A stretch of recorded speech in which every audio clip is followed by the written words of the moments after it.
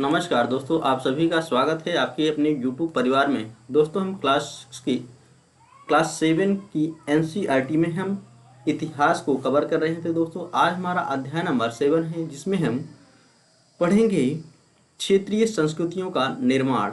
दोस्तों, चलिए शुरू करते हैं बिना देरी किए हुए। दोस्तों, लोगों का वर्णन करने का सबसे सामान्य तरीका है उनकी बोलचाल की भाषा से उन्हें परिभाषित करना। जब हम किसी व्यक्ति को तमिल या उड़िया कहते हैं तो आमतौर पर इसका अर्थ होता है कि वह तमिल अथवा उड़िया भाषा बोलता है और तमिलनाडु या उड़ीसा में रहता है।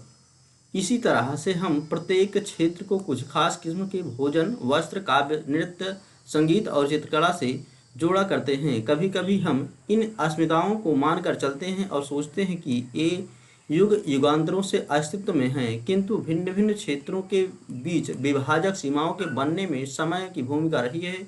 जिन्हें हम आज क्षेत्रीय संस्कृतियां समझते हैं, वे समझ के साथ साथ समझ समय के साथ साथ बदलती रहती हैं। ये क्षेत्रीय संस्कृतियां जटिल प्रक्रियाओं से विकसित हुई हैं। इस प्रक्रिया के तहत स्थानीय परंपराओं और उपमहाद्वीप के अन्य भागों के विचारों के आदान प्रदान ने एक दूसरे को संपन्न बनाया है। जैसा कि हम देखेंगे दोस्तों कि कुछ परंपराएं तो कुछ विशेष क्षेत्रों की अपनी हैं, जबकि कुछ अन्य भिन्न भिन्न क्षेत्रों में एक समान प्रतीत होती हैं। परंतु इसके अतिरिक्त कुछ अन्य परंपराएं एक खास इलाके के पुराने रीति रिवाजों से तो निकले हैं, परंतु अन्य क्षेत्रों में जाकर उन्होंने एक नया रूप ले लिया है। दोस्तों, हम पढ़ेंगे चेर और मलयालम भाषा का विकास। दोस्तों, आइए भाषा और क्षेत्र के बीच अंतः संबंध के एक उदाहरण से अपना विश्लेषण प्रारंभ करते हैं। महोदयपुरम का चेर राज्य प्रायद्वीप के दक्षिणी पश्चिमी भाग में है, जो आज के केरल राज्य का एक हिस्सा है। 9वीं शताब्दी में स्थापित किया गया। संभवतः मलयालम भाषा इस इलाके में बोली जाती थी। शासकों ने मलयालम भाषा एवं लिपि का प्रयोग अपने लेखों में किया। वस्तुतः इस भाषा का प्रयोग उपमहाद्वीप के सरकारी अभिलेखों में किसी क्षेत्रीय भाषा के प्रयोग के सबसे पहले उदाहरणों में से एक है।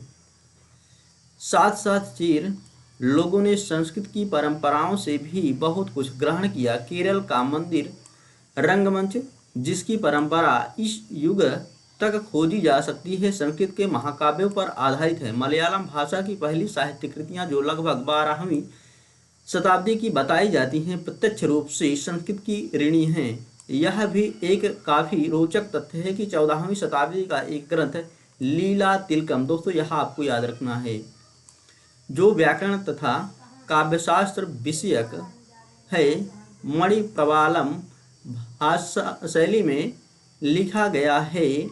लीला तिलकम मणिप्रवालम का अर्थ है हीरा और मूंगा, जो यहाँ दो भाषाओं संस्कृत तथा क्षेत्रीय भाषा के साथ साथ प्रयोग की ओर संकेत करता है। यह आपको याद रखना है दोस्तों। शासक और धार्मिक परंपराएं। जगन्नाथी संप्रदाय। अन्य क्षेत्रों में क्षेत्रीय संस्कृतियां क्षेत्रीय धार्मिक परंपराओं से विकसित हुई थी। इस प्रक्रिया का सर्वोत्तम उदाहरण है पूरी उड़ीसा में जगन्नाथ का संप्रदाय। यानी जगन्नाथ का शाब्दिक अर्थ है दुनिया का मालिक, जो विष्णु का पर्यायवाची है। आज तक जगन्नाथ की काष्ठ प्रतिमा स्थानीय जनजाति लोगों द्वारा बनाई जाती है, जिससे यह तात्पर्य निकलता है कि जगन्नाथ मूलतः एक स्थानीय देवता थे, जिन्हें आगे चलकर विष्णु का रूप मान लिया गया। 12वीं शताब्दी में गंग वंश के एक अत्यंत प्रतापी राजा आनंद वर्मन ने पुरी में पुरुषोत्तम जगन्नाथ के लिए एक मंदिर बनवाने का निश्चय किया। उसके बाद 1230 में राजा अनंग भीम तृतीय ने अपना राज्य पुरुषोत्तम जगन्नाथ को अर्पित कर दिया और स्वयं को जगन्नाथ का प्रतिनिधि नियुक्त घोषित किया। दोस्तों, यह है बलभद्र, सुभद्रा और जगन्नाथ की मूर्तियां। इन मूर्तियों में इनके हाथ नहीं हुआ करते हैं। ज्यों ज्यों इस मंदिर को तीर्थ स्थल यानी कि तीर्थ यात्रा के केंद्र के रूप में महत्व प्राप्त होता गया, सामाजिक तथा राजनीतिक मामलों में भी इसकी सत्ता बढ़ती गई। जिन्होंने भी उड़ीसा को जीता, जैसे मुगल, मराठे और अंग्रेजी ईस्ट इंडिया कंपनी, सब ने इस मंदिर पर अपना नियंत्रण स्थापित करने का प्रयत्न किया। वे सब यह महसूस करते थे कि मंदिर पर नियंत्रण प्राप्त करने से स्थानीय जनता में उनका शासन स्वीकार हो जाएगा। दोस्तों, जगन्नाथ मंदिर पुरी का मंदिर का एक चित्र है। राजपूत और शूरवीरता की परंपराएं। 19वीं शताब्दी में ब्रिटिश लोग उस क्षेत्र को, जहां आज का अधिकांश राजस्थान स्थित है, राजपूताना कहते थे। इससे यह समझा जा सकता है कि वह एक ऐसा प्रदेश था जहां केवल अथवा प्रमुख रूप से राजपूत ही रहा करते थे। लेकिन यह बात आंशिक रूप से ही सत्य है। ऐसे अनेक समूह थे जो उत्तरी तथा मध्यवर्ती भारत के अनेक क्षेत्रों में अपने आप को राजपूत कहते हैं। यह भी सच है कि राजस्थान में राजपूतों के अलावा अन्य लोग भी रहते हैं। तथापि अक्सर यह माना जाता है कि राजपूतों ने राजस्थान को एक विशिष्ट संस्कृति प्रदान की। इस सांस्कृतिक परंपराएं वहां के शासकों के आदर्शों तथा अभिलाषाओं के साथ घनिष्ठता से जुड़ी हुई थी। लगभग 8वीं शताब्दी से आज के राजस्थान के अधिकांश भाग पर विभिन्न परिवारों के राजपूत राजाओं का शासन रहा। पृथ्वीराज चौहान एक ऐसा ही शासक था। यह शासक ऐसे सूरवीरों के आदर्शों को अपने हृदय में संजोए रखते थे जिन्होंने रणक्षेत्र में बहादुरी से लड़ते हुए अक्सर मृत्यु का वर्ण किया। दोस्तों, पृथ्वीराज चौहान पानीपत की द्वितीय लड़ाई में मारा गया था। मगर पीठ नहीं दिखाई। राजपूत असूरवीरों की कहानियां काव्यों एवं संगीतों में सुरक्षित हैं। ये विशेष रूप से प्रशिक्षित चारण भाटों द्वारा बनाई जाती थी। एक काव्य एवं गीत ऐसे सूरवीरों की स्मृति को सुरक्षित रखते थे और उनसे यह आशा की जाती थी कि वे अन्य जनों को भी उन सूरवीरों का अनुकरण करने के लिए प्रेरित एवं प्रोत्साहित करेंगे। साधारण जन भी इन कहानियों से आकर्षित होते थे। इन कहानियों में अक्सर नाटकीय स्थितियों और स्वामी भक्ति, मित्रता, प्रेम, शौर्य, क्रोध आदि प्रबल संवेगों का चित्रण होता था। क्या स्त्रियों को भी इन कहानियों में स्थान प्राप्त था? कहीं कहीं यह चित्रित किया गया है कि स्त्रियां अपने शूरवीर पतियों का जीवन मरण दोनों में अनुसरण करती थी। सती प्रथा यानी विधवाओं द्वारा अपने मृतक पतियों की चिता पर जिंदा जलाने की प्रथा का भी कुछ कहानियों में उल्लेख पाया जाता है। दोस्तों, सती प्रथा का सर्वप्रथम भानुगुप्त के एरण अभिलेख से 510 ईस्वी में प्राप्त हुआ है। इस प्रकार जो लोग शूरवीरता के आदर्शों का पालन करते थे, उन्हें अक्सर इस आदर्श के लिए अपने जीवन का बलिदान करना होता था। दोस्तों, अब हम पढ़ेंगे क्षेत्रीय सीमांतों से परे कथक नृत्य की कहानी। यदि शूरवीरता की परंपराएं भिन्न भिन्न क्षेत्रों में भिन्न भिन्न रूपों में मिल सकती हैं, तो नृत्य के विषय में भी यही सच है। आइए नृत्य के एक रूप कथक के इतिहास को देखते हैं। दोस्तों, यह नृत्य शैली उत्तर भारत के अनेक भागों से जुड़ी है। कथक शब्द का जो है कथा शब्द से निकला है, जिसका प्रयोग संस्कृत तथा अन्य भाषाओं में कहानी के लिए किया जाता है। कथक मूल रूप से उत्तर भारत के मंदिरों में कथा यानी कहानी सुनाने वालों की एक जाति थी। ये कथाकार अपने हाव भाव तथा संगीत से अपने कथावाचन को अलंकृत किया करते थे। 15वीं तथा 16वीं शताब्दियों में भक्ति आंदोलन के प्रसार के साथ कथक एक विशिष्ट नृत्य शैली का रूप धारण करने लगा। राधा कृष्ण के पौराणिक आख्यान लोक नाट्य के रूप में प्रस्तुत किए जाते थे, जिन्हें रासलीला कहा जाता था। रासलीला में लोक नृत्य के साथ कथक कथाकार के मूल हाव भाव भी जुड़े होते थे। मुगल बादशाहों और उनके अभिजातों के शासनकाल में कथक नृत्य राज दरबार में प्रस्तुत किया जाता था, जहां इस नृत्य ने अपने वर्तमान अभिलक्षण अर्जित किए और वह एक विशिष्ट नृत्य शैली के रूप में विकसित हो गया। आगे चलकर यह दो परंपराएं अर्थात घरानों में फूला फला। राजस्थान जो कि जयपुर के राज दरबारों और लखनऊ में अवध के अंतिम नवाब वाजिद अली शाह के संरक्षण में यह एक प्रमुख कला के रूप में उभरा था। कथक नृत्य 1850 से 1875 के दौरान यह नृत्य शैली के रूप में इन दो क्षेत्रों में ही नहीं बल्कि आज के पंजाब, हरियाणा, जम्मू और कश्मीर, बिहार तथा मध्य प्रदेश के निकटवर्ती इलाकों में भी पक्के तौर पर संस्थापित हो गया। इसकी प्रस्तुति में क्लिष्ट तथा द्रुत पद संचालन, उत्तम वेशभूषा तथा कहानियों के प्रस्तुतिकरण एवं अभिनय पर जोर दिया जाने लगा। अनेक अन्य सांस्कृतिक गतिविधियों की तरह कथक को भी 19वीं तथा 20वीं शताब्दी में अधिकांश ब्रिटिश प्रशासकों ने नापसंद किया, फिर भी यह जीवित बचा रहा और गणिकाओं द्वारा पेश किया जाता रहा। स्वतंत्रता की प्राप्ति के बाद तो देश में इसे 6 शास्त्रीय नृत्य रूपों में मान्यता मिल गई। कथक को दोस्तों कुछ शास्त्रीय नृत्य हैं जिसको हम पढ़ लेते हैं। दोस्तों भरतनाट्यम जो कि तमिलनाडु का एक शास्त्रीय नृत्य है, कथकली जो कि केरल का है, जबकि कथक दोस्तों उत्तर प्रदेश में किया जाने वाला शास्त्रीय नृत्य है।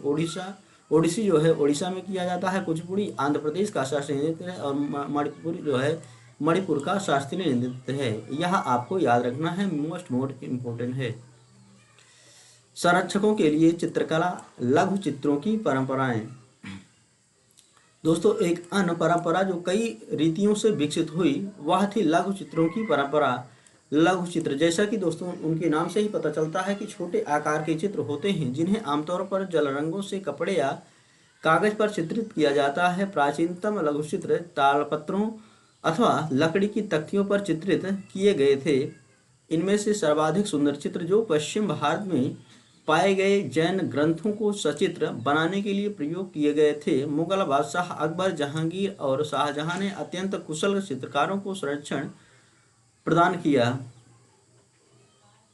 दोस्तों इसमें जहांगीर के काल को चित्रकला का स्वर्णकाल कहा जाता था, जो प्राथमिक रूप से इतिहास और काव्यों की पांडुलिपियों चित्रित करते थे। ये पांडुलिपियां आमतौर पर चटक रंगों में चित्रित की जाती थी और उनमें दरबार के दृश्य, लड़ाई तथा शिकार के दृश्य और सामाजिक जीवन के अन्य पहलू चित्रित किए जाते थे। अक्सर उपहार के तौर पर भी इन चित्रों का आदान प्रदान किया जाता था और ये कुछ गिने चुने लोगों, बादशाह और उनके घनिष्ठ जनों द्वारा ही देखे जा सकते थे। मुगल साम्राज्य के पतन के साथ अनेक चित्रकार मुगल दरबार छोड़कर नए उभरने वाले क्षेत्रीय राज्यों के दरबारों में चले गए। परिणाम स्वरूप मुगलों की कलात्मक रुचियों ने दक्षिण के क्षेत्रीय दरबारों और राजस्थान के राजपूती राज दरबारों को प्रभावित किया, लेकिन इसके साथ ही उन्होंने अपनी विशिष्ट विशेषताओं को सुरक्षित रखा और उनका विकास भी किया।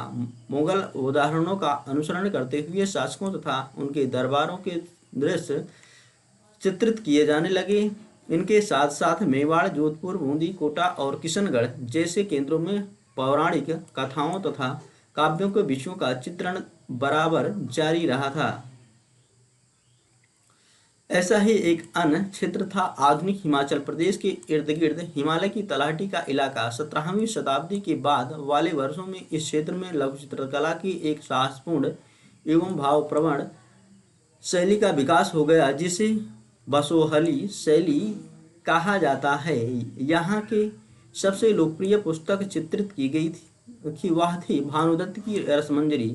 1739 में नादिर शाह के आक्रमण और दिल्ली विजय के परिणामस्वरूप मुगल कलाकार मैदानी इलाकों की अनिश्चितताओं से बचने के लिए पहाड़ी क्षेत्रों की ओर पलायन कर गए। उन्हें वहां जाते ही आश्रयदाता तैयार मिले, जिसके फलस्वरूप चित्रकारी की कांगड़ा शैली विकसित हुई। 18वीं शताब्दी के मध्य भाग तक कांगड़ा के कलाकारों ने एक नई शैली विकसित कर ली, जिसने लघु चित्रकारी में एक नई जान डाल दी। उनकी प्रेरणा का स्रोत वहाँ की वैष्णव परंपराएं थी। ठंडे नीले और हरे रंगों सहित कोमल रंगों का प्रयोग और विषयों का काव्यात्मक निरूपण कांगड़ा शैली की विशेषता थी। स्मरण रहे कि जनसाधारण स्त्री पुरुष भी बर्तनों, दीवारों, कपड़ों, फर्श आदि पर अपनी कलाकृतियां चित्रित करते थे। कला के इन नमूनों में से कुछ ही बच पाते थे। इसके विपरीत लघु चित्र राजमहलों में सावधानी पूर्वक रखे जाते थे, जिससे वे सदियों तक सुरक्षित रहें। बंगाल दोस्तों नज़दीक से एक नज़र, एक क्षेत्रीय भाषा का विकास। दोस्तों जैसा कि हमने प्रारंभ में देखा, हम अक्सर क्षेत्रों के नाम वहाँ के निवासियों द्वारा बोली जाने वाली भाषा के अनुसार निर्धारित करते हैं। इसलिए हम यह मान लेते हैं कि बंगाल में लोग हमेशा बंगाली यानी कि बांग्ला ही बोलते हैं, किंतु यह एक दिलचस्प बात है कि आज बंगाली संस्कृत से निकली हुई भाषा मानी जाती है। दोस्तों, बंगाली जो है संस्कृत से निकली हुई एक भाषा मानी जाती है। प्रारंभिक संस्कृत ग्रंथों के अध्ययन से दोस्तों यह पता चलता है कि बंगाल के लोग संस्कृत से उपजी हुई भाषाएं नहीं बोलते थे, तो फिर नई भाषा का उद्भव कैसे हुआ। इस ईसा पूर्व चौथी तीसरी शताब्दी से बंगाल और मगध के बीच वाणिज्यिक संबंध स्थापित होने लगे थे, जिसके कारण संभवतः संस्कृत का प्रभाव बढ़ता गया होगा। चौथी शताब्दी के दौरान गुप्तवंशी शासकों ने उत्तरी बंगाल पर अपना राजनीतिक नियंत्रण स्थापित कर लिया और वहां ब्राह्मणों को बसाना शुरू कर दिया। इस प्रकार गंगा की मध्यघाटी के भाषाई तथा सांस्कृतिक प्रभाव आदि प्रबल हो गए और 7वीं शताब्दी में चीनी याते ह्वेनसांग ने यह पाया कि बंगाल में सर्वत्र संस्कृत से संबंधित भाषाओं का प्रयोग हो रहा था। 8वीं शताब्दी से पाल शासकों के अंतर्गत एक क्षेत्रीय राज्य का उद्भव हो गया। 14वीं से 16वीं शताब्दियों के बीच बंगाल पर सुल्तानों का शासन रहा, जो दिल्ली में स्थापित शासकों में स्वतंत्र थे। 1586 में जब अकबर ने इस प्रदेश यानी कि बंगाल को जीत लिया तो उसे सूबा माना जाने लगा। उस समय प्रशासन की भाषा तो फारसी थी, लेकिन बंगाली एक क्षेत्रीय भाषा के रूप में विकसित हो रही थी।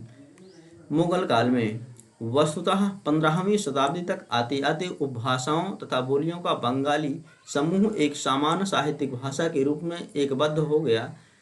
यह साहित्यिक भाषा उस क्षेत्र के पश्चिमी भाग की बोलचाल की भाषा थी, जिसे अब पश्चिमी बंगाल कहा जाता है। यद्यपि बंगाली का उद्भव संस्कृत से हुआ है, पर यह अपने क्रम विकास की अनेक अवस्थाओं से गुजरी है।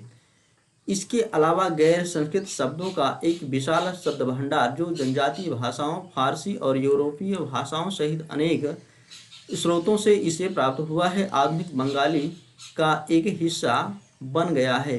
बंगाली के प्रारंभिक साहित्य को 2 श्रेणियों में बांटा जा सकता है। एक श्रेणी संस्कृत की ऋणी है और दूसरी उससे स्वतंत्र है।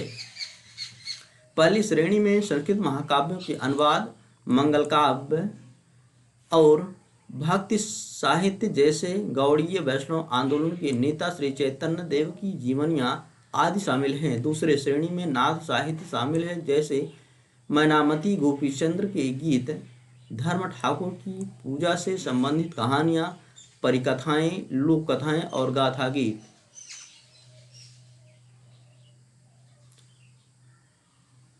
पहली श्रेणी के ग्रंथों का काल निर्णय करना अपेक्षाकृत सरल है, क्योंकि ऐसी अनेक पांडुलिपियां पाई गई हैं जिनमें यह इंगित किया गया है कि उनकी रचना 15वीं शताब्दी के उत्तरार्ध और 18वीं शताब्दी के मध्य भाग के बीच की गई थी। दूसरी श्रेणी की कृतियां मौखिक रूप से कहीं सुनी जाती थीं, इसलिए उनका काल निर्णय सही नहीं किया जा सकता है। वे खासतौर पर पूर्वी बंगाल में लोकप्रिय थीं, जहां ब्राह्मणों का प्रभाव अपेक्षाकृत कम था।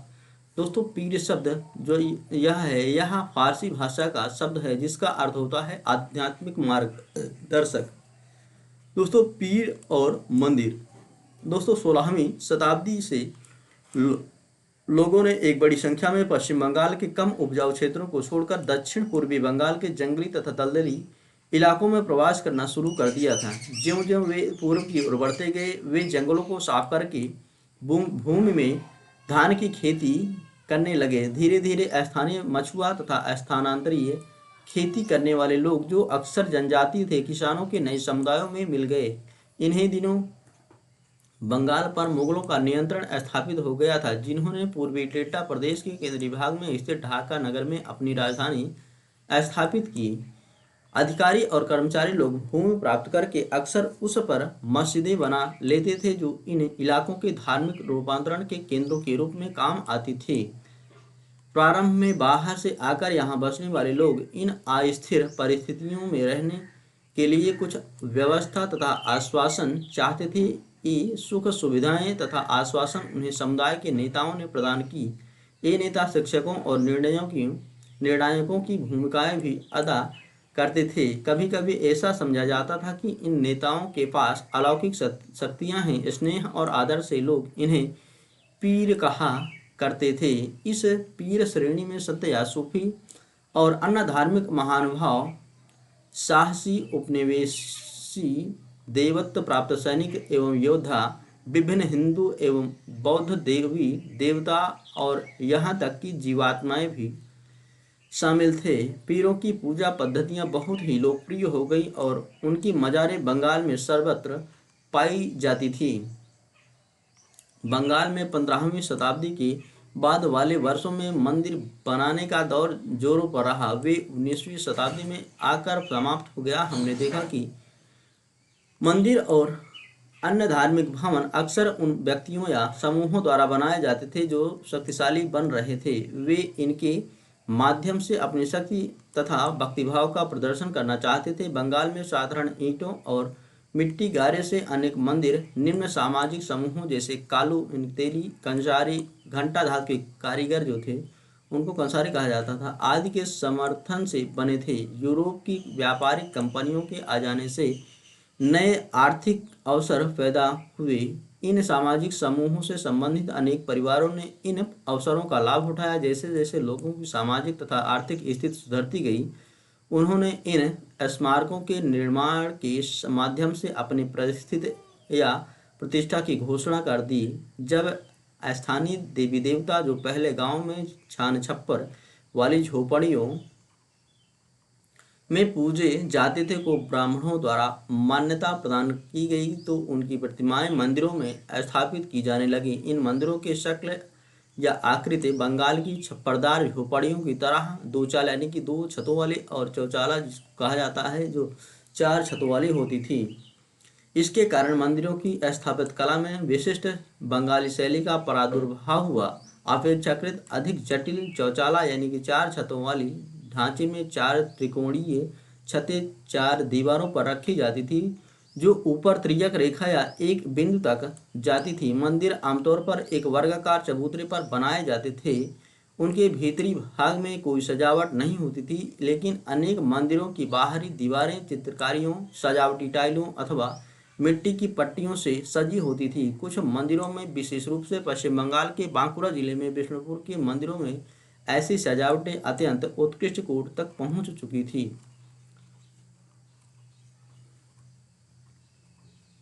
दोस्तों, जीववाद किसे कहा जाता है? दोस्तों, यह मानना कि पेड़ पौधों, जड़ वस्तुओं और प्राकृतिक घटनाओं में जीवात्मा है, इसको जीववाद कहा जाता है। दोस्तों, अब हम पढ़ेंगे मछली एक भोजन के रूप में। परंपरागत भोजन संबंधी आदतें आमतौर पर स्थानीय रूप से उपलब्ध खाद्य पदार्थों पर निर्भर करती हैं। बंगाल एक नदीय मैदान है जहां मछली और धान की उपज बहुतायत से होती है, इसलिए यह स्वाभाविक है कि इन दोनों वस्तुओं को गरीब बंगालियों की भोजन सूची में प्रमुख स्थान प्राप्त है। मछली पकड़ना वहाँ का प्रमुख धंधा रहा है और बंगाली साहित्य में मछली का स्थान पर उल्लेख मिलता है। इससे ज़्यादा और क्या होगा कि मंदिरों और बौद्ध विहारों की दीवारों पर जो मिट्टी की पट्टियाँ लगी हैं उनमें भी मछलियों को साफ करते हुए और टोकरियों में भरकर बाजार ले जाते हुए दर्शाया गया है। ब्राह्मणों को शामिल भोजन करने की अनुमति नहीं थी दोस्तों, लेकिन स्थानीय आहार में मछली की लोकप्रियता को देखते हुए ब्राह्मण धर्म के विशेषज्ञों ने बंगाली ब्राह्मणों के लिए इस निषेध में ढील दे दी। बृहदधर्म पुराण जो बंगाल में रचित 13वीं शताब्दी का एक संस्कृत ग्रंथ है, ने स्थानीय ब्राह्मणों को कुछ खास किस्म की मछलियां खाने की अनुमति देता है यह धर्म ग्रंथ। दोस्तों, आज के लिए इतना ही। मिलते हैं नेक्स्ट वीडियो में। Thank you so much.